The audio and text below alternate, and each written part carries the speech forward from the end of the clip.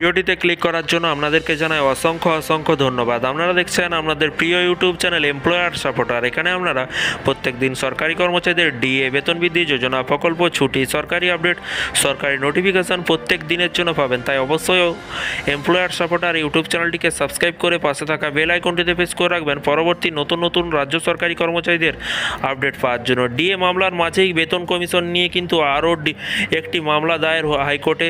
চাপ বাড়ল কিন্তু রাজ্যের। কি বলা হয়েছে এক নজরে দেখে নেব। ষষ্ঠ বেতন কমিশন নিয়ে কলকাতা হাইকোর্টে আরও একটি মামলা দায়ের হলো। চাপ বাড়ল পশ্চিমবঙ্গ সরকারের। অভিযোগ উঠছে ষষ্ঠ বেতন কমিশনের রিপোর্ট প্রকাশের নির্দেশ থেকেও কিন্তু তা মানেনি রাজ্য সরকার। এই নিয়ে কিন্তু করা হয়েছে আদালত অবমাননার মামলা এবং 24শে মে কিন্তু গৃহীত হয়েছে দায়ের করা আদালত অবমাননার মামলাও কিন্তু আবেদন। এবং আগামী 14ই জুন এই মামলার শুনানি হতে পারে কলকাতা হাইকোর্টে। সেক্ষেত্রে কিন্তু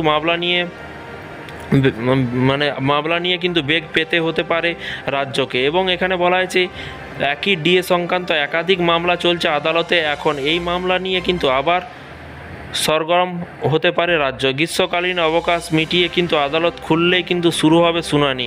কিন্তু হঠাৎ এত বড় মামলা কেন হলো? রিপোর্ট প্রকাশ না করে কিন্তু আদালতে অবমাননা বা কিভাবে করলো মমতা সরকার? রিপোর্ট বলছে ইউনিটি ফর্মের ষষ্ঠ বেতনের কমিশনের রিপোর্টের বিশদ জানতে চেয়েছিল রাজ্য সরকারের কাছে। দায়ের করা হয়েছিল আরটিআর এবং জবাব না পেয়ে কিন্তু সোজা হাইকোর্টে মামলা করেছিল সংগঠনটি। এবং তার মধ্যে অভিযোগ খতিয়ে দেখে উচ্চ আদালতের মনে হয়েছে ষষ্ঠ বেতন কমিশন সংক্রান্ত রিপোর্ট প্রকাশ করা উচিত রাজ্যের। কিন্তু তাও অমান্য করেছিল রাজ্য এবং হাইকোর্টের নির্দেশের পরে কিন্তু কোনো জবাব আসেনি। তাই এবার দায়ের করা হয়েছে আদালত অবমাননার মামলা।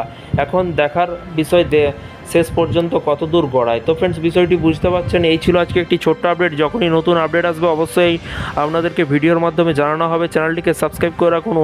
এমপ্লয়ার সাপোর্টার ইউটিউব চ্যানেলটিকে সাবস্ক্রাইব করে পাশে থাকা বেল আইকনটিতে প্রেস করে রাখবেন পরবর্তী নতুন আপডেট পাওয়ার জন্য। ভালো থাকবেন, সুস্থ থাকবেন এবং নিজের খেয়াল রাখবেন। Thank you.